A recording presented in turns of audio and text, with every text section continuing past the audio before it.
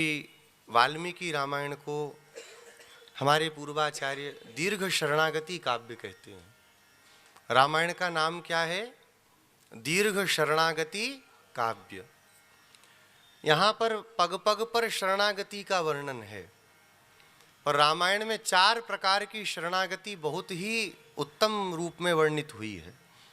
पग पग पर शरणागति चल ही रही है, लेकिन 4 रूपों में 4 प्रकार की शरणागति का वर्णन हमारे पूर्वाचार्य अनुसंधान करते हैं। जो 18 रहस्य रामानुज स्वामी जी ने सुने, उनमें से एक रहस्य यह भी है कि यहाँ पर विविध प्रकार की शरणागति का वर्णन है, इसलिए इसे क्या कहते हैं? दीर्घ शरणागति काव्य। भगवान की शरणागति देवता लोग कर रहे हैं। प्रारंभ में ही हम लोगों ने श्रवण प्रारंभ किया तो सबसे पहले देवता ही भगवान की शरणागति कर रहे हैं।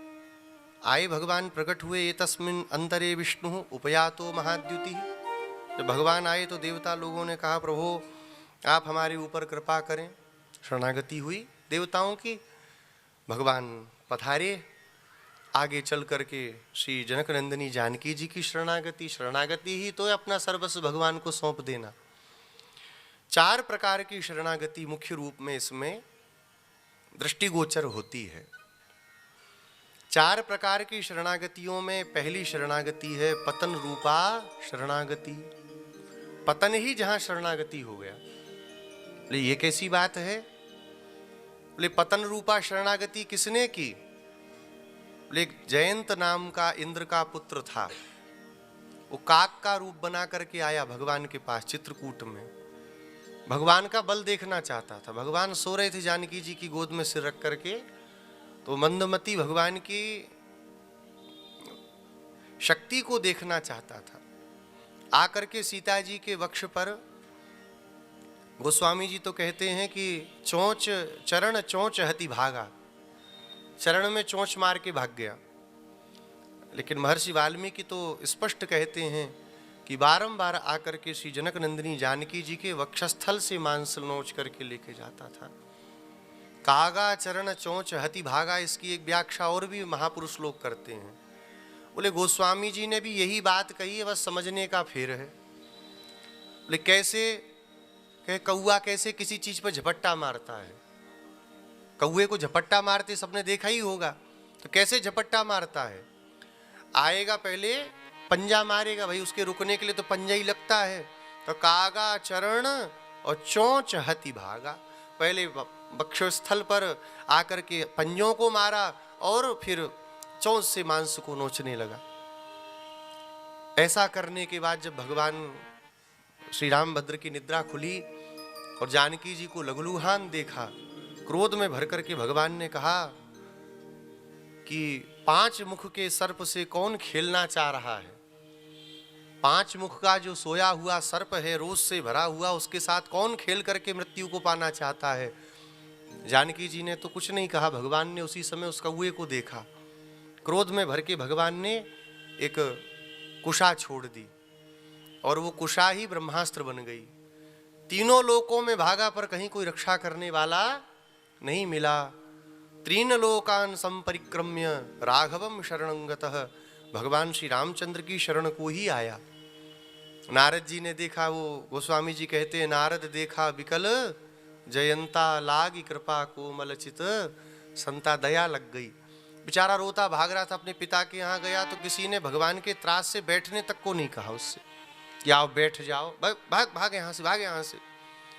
सारे ब्रह्मांड में चक्कर मारा, लेकिन कहीं कोई बचाने वाला नहीं मिला। तब नारद जी ने कहा, भगवान से बैर करके कोई बचाने वाला मिलता नहीं है, जाओ उन्हीं की शरण में। भगवान की शरण में आया। तब जानकी जी ने वहां पर एक शरणागति के प्रसंग में हमारे गुरुजी कथा सुनाते कि जब आया तो था तो बदमाश। अब ये था कि भाई मरना है, तो अब आखिरी उपाय यही है, चरणों में गिरेंगे बच जाएंगे। तो धम्म से आके एकदम इमरजेंसी लैंडिंग की उसने भगवान के चरणों में। धम्म से गिरा आकर के। बदमाश 1 नंबर का। तो गिरा कैसे? पतन हुआ। पतन रूपा शरणागति है ना, तो गिरा आके चरणों में। और जब गिरा तो कैसे गिरा?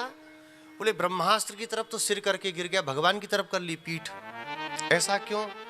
ये साष्टांग करते हैं तो कैसे करते हैं? मस्तक चरणों में रहेगा, भूमि की तरफ दृष्टि रहेगी। ये उल्टा ही आकर के गिरा भगवान के चरणों में, पीठ कर ली भगवान की और चरणों में, और ब्रह्मास्त्र को आंखों से देखने लगा।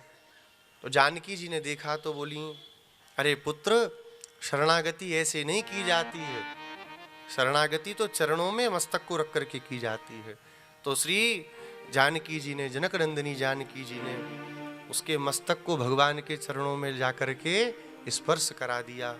और जब कराया तो उसका वध तो करना ही था, भगवान का बाण अमोघ, लेकिन भगवान ने एक नयन उसका फोड़ करके उसको छोड़ दिया कि कम से कम शिक्षा रहेगी। छोड़ भी सकते थे, लेकिन फिर कहीं उद्दंडता करे तो कम से कम भयभीत रहेगा, शिक्षा रहेगी।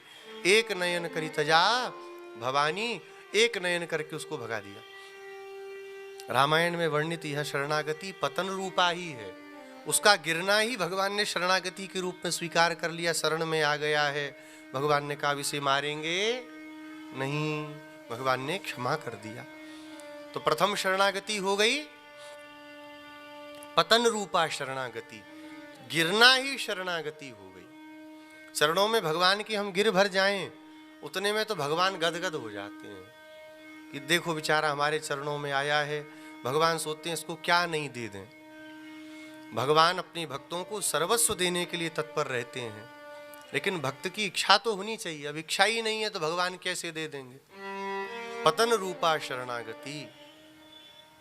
द्वितीय शरणागति अंजलि रूपा शरणागति। अंजलि तो समझ गए सब लोग, किसे कहते हैं अंजलि? वो पड़ोस में एक घर है, उनमें उनकी बिटिया का नाम है अंजलि। वो अंजलि शरणागति नहीं, अंजलि माने हाथ जोड़ना। हमारे रामानुज स्वामी जी की यही मुद्रा है। इतने बड़े आचार्य हैं, आजकल तो लोग परंपराओं को ही नहीं जानते। हमारे श्री संप्रदाय में नेत्यानुसंधान की ही विशेषता है, इसलिए रामानुज स्वामी जी के 3 श्री विग्रह उनके काल के प्रतिष्ठित हैं। थोड़ा सा समझिएगा, इन 3 श्री विग्रहों का दर्शन प्रत्येक वैष्णव को अपने जीवन में एक बार तो करना ही चाहिए। कहां कहां है?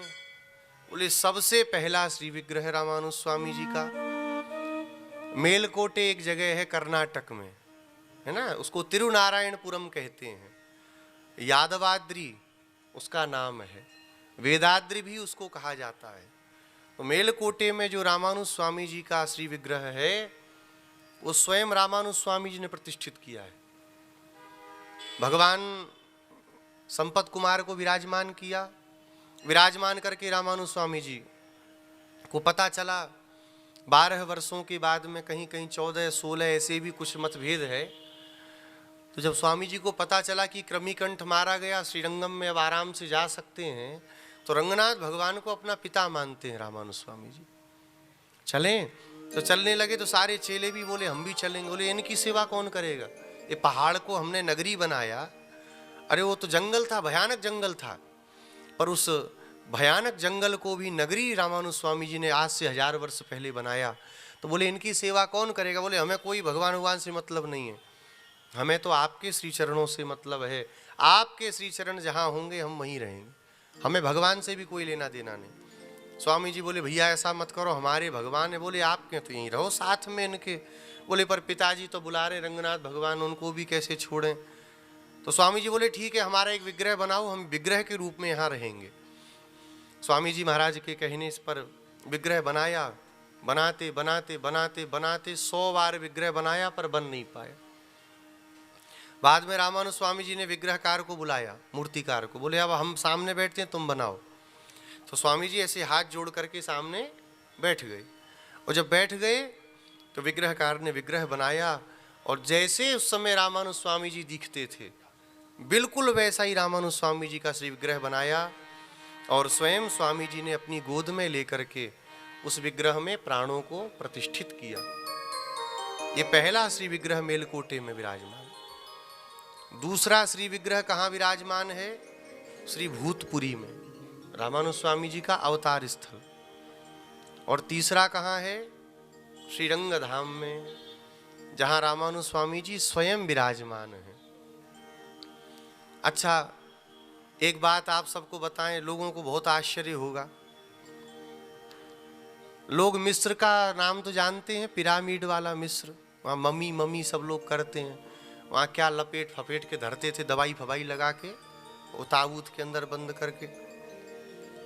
इसी भारतवर्ष में जो रंगधाम है, श्रीरंगम, उस रंगधाम में खुले में मंदिर के अंदर, हाँ, 1000 साल पहले रामानुज स्वामी जी ने जब अपने शरीर का त्याग किया तो भगवान रंगनाथ की आज्ञा से आशीर्वाद देते हुए अभय मुद्रा में रामानुज स्वामी जी को वहाँ रखा गया, और तब से आज तक वो वैसे के वैसे वहाँ पर दर्शन दे रहे हैं।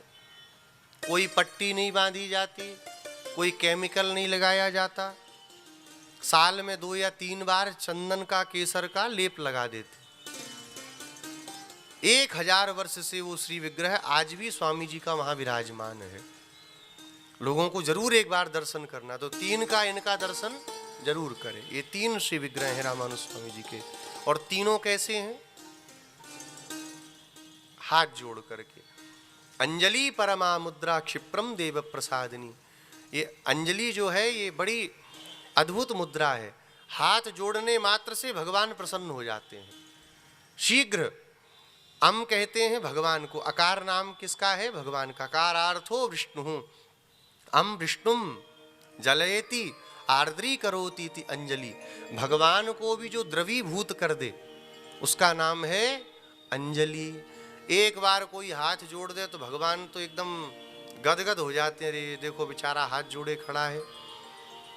श्री यामुनाचार्य स्वामी जी आलवंदार स्तोत्र में भगवान को प्रणाम करने की, अंजलि मुद्रा से प्रणाम करने की महिमा का गान करते हैं। त्वदंघ्रिमुद्देश्य कदापि केनचित् यथा तथा वापि सकृत्कृतोऽञ्जलिः तदैव मुष्णात्यशुभान्यशेषतः शुभानि पुष्णाति न जातु हीयते। बहुत ध्यान से सुनिएगा। भगवान से यामुनाचार्य स्वामी जी कहते हैं, त्वदंघ्रिम, आपके चरणों को उद्देश्य करके, आपके युगल चरणों को देख करके, उनको उद्देश्य करके कोई व्यक्ति किसी भी प्रकार से, मन से चाहे बेमन से, एक बार सकृत कृतोंजलि ही, एक बार केवल हाथ जोड़ दे। क्या करना है भगवान के सामने? हाँ, एक बार हाथ जोड़ देना है। तो क्या होगा? बोले तदैव मुष्णाति अशुभानि अशेषतः। जितने भी पूर्व जन्मों के किए गए पाप संताप हैं, प्रणाम करने मात्र से भस्म हो जाएंगे। और शुभानि पुष्णाति न जातु हीयते, और ऐसे सुंदर पुण्यों का उदय होगा जो पुण्य कभी समाप्त होने वाले नहीं है। पर भगवान को जब भी प्रणाम करे तो कैसे करे? हम लोग कैसे करते? जल्दीबाजी में ऐसे ही करते हैं कि नहीं करते? तो झूठ तो कहना नहीं। और कौन सा कैमरा आपकी तरफ है कि लोग जान जाएंगे मैं ही देख रहा हूं अकेले? ऐसे करते हैं कि नहीं करते? तो एक हाथ से कभी भगवान को प्रणाम नहीं करना चाहिए। स्मृति में इतना निंदित कहा है, बोले जो एक हाथ से प्रणाम करे उसका दूसरा हाथ काट ही देना चाहिए। जब एक ही से करना है तो दूसरे का क्या करोगे तुम?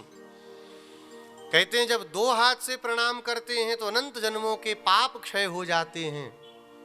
ध्यान से समझना आप लोग, एक बार अगर अंजलि बना करके प्रणाम करें भगवान को तो अनंत जन्मों के पाप क्षीण हो जाते हैं, और एक हाथ से प्रणाम करें तो अनंत जन्मों के पुण्य क्षीण हो जाते हैं।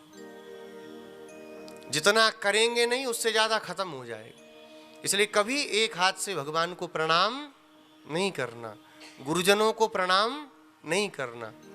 कैसे प्रणाम करना? पहली बात तो छूने वाला काम ही नहीं करे। सबसे बढ़िया है जैसे भरत जी महाराज पहुंचे भगवान के पास, पाही पाही रघुवीर गोसाई भूतल परे उलकुट की नाई। भरत जी महाराज पहुंचे भगवान का दर्शन करने चित्रकूट। जब दूर से देखा उस दिव्य पर्वत को प्रणाम किया, और फिर निषाद राज के साथ भगवान के पास चले, दिखाया ये वो स्थल है जहाँ भगवान नित्य सत्संग करते हैं, देखिए यहीं पर भगवान स्नान करते हैं।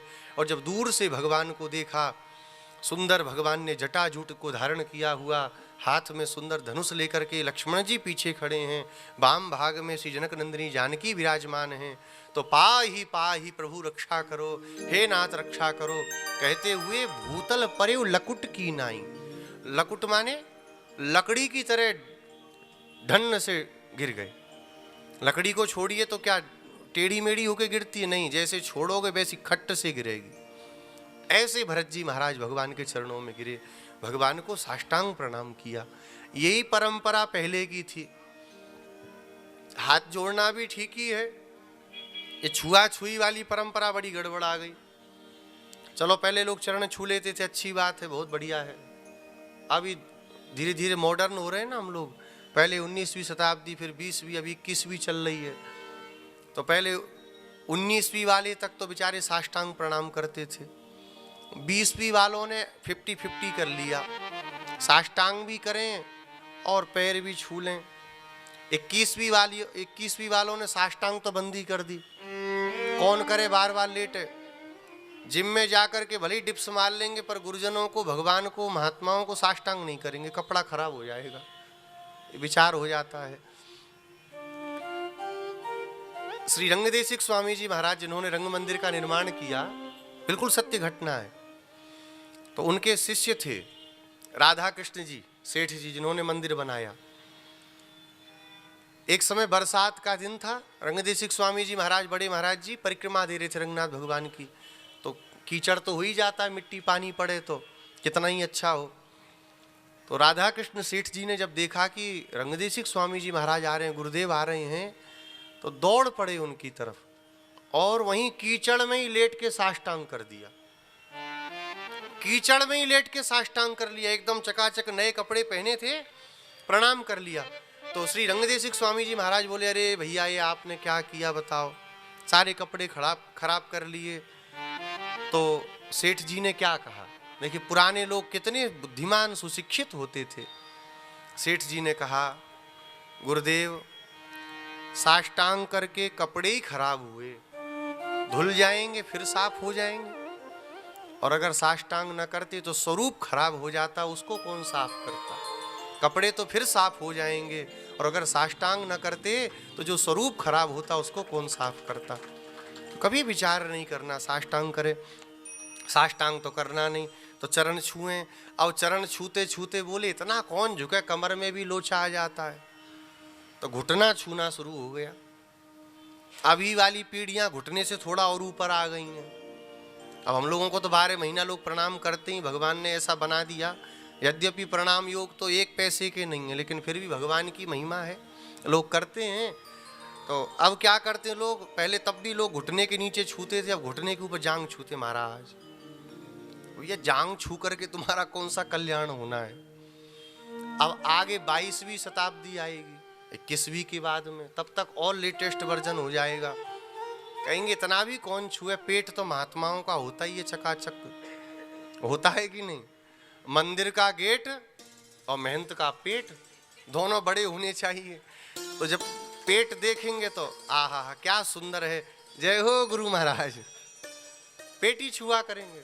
ऐसा नहीं करना, चरणों में ही प्रणाम करना, चरणों में लेट करके दंडवत प्रणाम करना।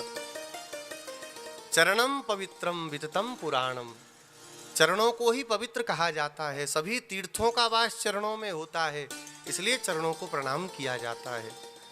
चरणों में प्रणाम। तो रामानुज स्वामी जी की क्या मुद्रा है, अंजलि, हाथ जोड़ करके रहते हैं। और आजकल वाले बड़ों आचार्यों को हम लोग नहीं कह रहे, हम लोग देखते हैं आजकल छोटे छोटे बच्चे भी रामानुज संप्रदाय में ऐसे करते हैं। रामानुज स्वामी जी हमारे बाप दादा ऐसे कर रहे हैं और ऐसे करते हैं, किसको आशीर्वाद दे रहे हैं। वैष्णवो वैष्णवम दृष्ट्वा प्रणवे दंडवत भुवि। एक वैष्णव जब दूसरे को देखे तो साष्टांग प्रणाम करे, अपने को छोटा माने। नैत्यानुसंधान क्या है कि हम ही छोटे हैं, ये छोटे नहीं हैं, ये पद्धति है। लेकिन अभी नैत्यानुसंधान बदल गया। अभी का नैत्यानुसंधान क्या है, तुम नीच हो तभी तुम हमें साष्टांग मार रहे हो, हम श्रेष्ठ हैं। पहले का नेत्यानुसंधान था, हम छोटे हैं। अभी का नेत्यानुसंधान है, तुम छोटे हो तब हमें साष्टांग मार रहे हो और चौड़ के बैठ जाते हैं। इस संप्रदाय की मान्यता नहीं है। श्री वरवर मुनि स्वामी जी महाराज, रामानुज स्वामी जी का अपर अवतार हुआ वरवर मुनि के रूप में, और जब श्रीरंग धाम में उनका महाप्रयाण का समय आया तो वरवर मुनि स्वामी जी ने सब शिष्यों को बुलाया, कहा आप सब आ जाओ। देखिए कितनी बड़ी बात है, एक भक्त को, एक वैष्णव को क्या भाव रखना चाहिए मन में। स्वामी जी ने सबको बुलाया और बोले भैया अब आप सब यहीं खड़े रहो, हम जो कर रहे हैं करने देना। स्वामी जी ने जितने वहां वैष्णव थे उनको अपना त्रिदंड लेकर के जमीन पे लेट करके साष्टांग प्रणाम किया। देख करके सब घबरा गए, बोले हमारे कोई किन्हीं के दादा गुरुजी थे, वो किन्हीं के गुरुजी थे। बोले ये क्या कर रहे हैं आप? स्वामी जी बोले आप सब वैष्णव हैं, आप सब भगवान के भक्त हैं। हमने कभी आपको शिक्षा देने के लिए डांटा भी होगा, आपका नियमन भी किया होगा, आपको बुरा भी लगा होगा, तो अब परम पद जाने का समय आ गया। अगर आप सबका अपराध लेकर के जाएंगे तो भगवान वैकुंठनाथ कभी स्वीकार नहीं करेंगे, रामानुज स्वामी जी कभी स्वीकार नहीं करेंगे। आप सब हमारी उन गलतियों को क्षमा करके अब हमें आज्ञा दीजिए कि हम वैकुंठ धाम जा सकें। ये परंपरा है हमारे संप्रदाय में।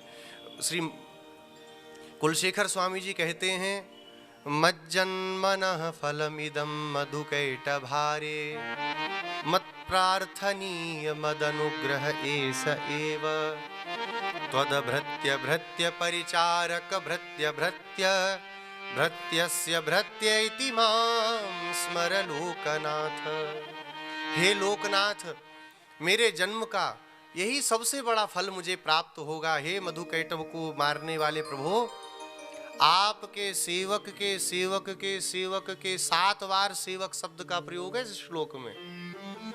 आपके सेवक के सेवक के सेवक के माने अंतिम सेवक आप मुझे मानिए। आपका सेवक नहीं बन सकता, आपके सेवक का भी सेवक नहीं हो सकता। अंतिम में जो, सबसे अंतिम में जो बैठा है, आप वही मुझे मान करके स्वीकार कर लीजिए।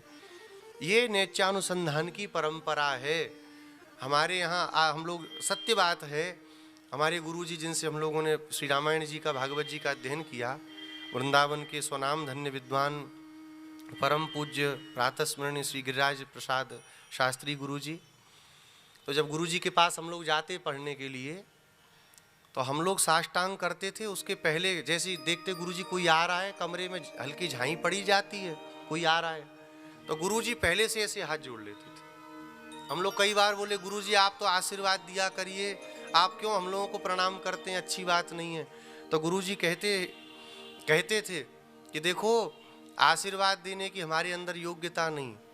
वैष्णवो वैष्णवम दृष्ट्वा प्रणवे दंडवत भुवि, हम तो अभी आधे ही वैष्णव हो पाए कि लेट के साष्टांग नहीं कर पाते हैं, इसलिए हाथ जोड़ ले रहे हैं।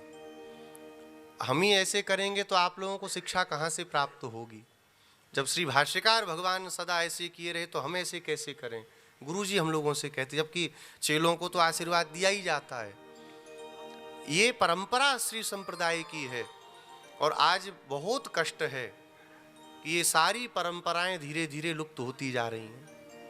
जिस संप्रदाय में अपने को आचार्य भी स्वीकार नहीं किया जाता था, अब उस संप्रदाय में गली गली में, मंदिर मंदिर में जगत गुरु बैठ जा रहे हैं। अभी तराजू लेके तोलो तो 50 किलो का बांट कम पड़ेगा रामानुज संप्रदाय के जगत गुरुओं के लिए, और कहने पर लोगों को बड़ा बुरा लगता है। जीवन भर रामानुज स्वामी जी ने अपने को जगत गुरु नहीं लिखा, वरवर मुनि स्वामी जी ने कहीं अपने को जगत गुरु नहीं कहा। हमारे बाद के अष्टदिग्गजों में उन्होंने जगत गुरु नहीं कहा, और अब सबको जगत गुरु बनना है। 2 दिन दीक्षा लेकर के होती है, तीसरे दिन तो जगत गुरु बनना है। अरे पहले शिष्य बन जाइए, आचार्य स्वीकार कर लें, ये हो जाए, सब बन जाएंगे। तो अंजलि परमा मुद्रा, ये अंजलि, हाथ जोड़ना भगवान के आगे, ये दूसरी शरणागति का स्वरूप श्री रामायण में प्रदर्शित हुआ। अंजलि रूपा शरणागति ये किसने की? बोले हनुमान जी महाराज के कहे जाने पर सुग्रीव ने भगवान से अंजलि रूप शरणागति की। प्रणाम करके भगवान के पास आए तो भगवान ने उनका भी मंगल कर दिया। कितनी शरणागति हो गई? इधर वाले सीताराम, हाँ, कहां से हो गई? 2 हो गई। पहली शरणागति पतन रूपा जो जयंत ने की, और दूसरी शरणागति किसने की है? सुग्रीव ने, अंजलि रूपा शरणागति। तीसरी शरणागति है विरोधी त्याग रूपा शरणागति, विरोधी का त्याग करके शरणागति करना। और वो किसने की? सबको ही मालूम होना चाहिए। अपने भाई बंधुओं को, लंका जैसे साम्राज्य को त्याग करके भगवान की शरण में कौन आए? हाँ, विभीषण जी महाराज। तो विरोधियों को त्याग दिया, जो भगवान के नहीं वो हमारे भी किसी काम के नहीं। तो विरोधियों को त्याग करके भगवान की शरणागति, तीसरी शरणागति का प्रकार हुआ। और चौथी शरणागति है आनुकूल्य रूपा शरणागति। यह किसकी है? श्री जानकी जी की यह शरणागति है। जानकी जी भी इस शरणागति का वर्णन रावण के लिए करती हैं कि देखो, वो सभी धर्म को जानने वाले हैं, वो शरणागत के ऊपर कृपा करने वाले हैं, वह शरणागत वत्सल हैं। यदि आप जीवित रहना चाहते हो, हे राक्षस राज, यदि तुम जीवित रहना चाहते हो तो उनकी शरण में चले जाओ, भगवान कभी तुम्हारा त्याग नहीं करेंगे। यह चौथी शरणागति है आनुकूल्य रूपा शरणागति। जैसा भगवान रखें, जहाँ भगवान रखें वैसे रहना चाहिए, बहुत बुद्धि दौड़ानी नहीं चाहिए।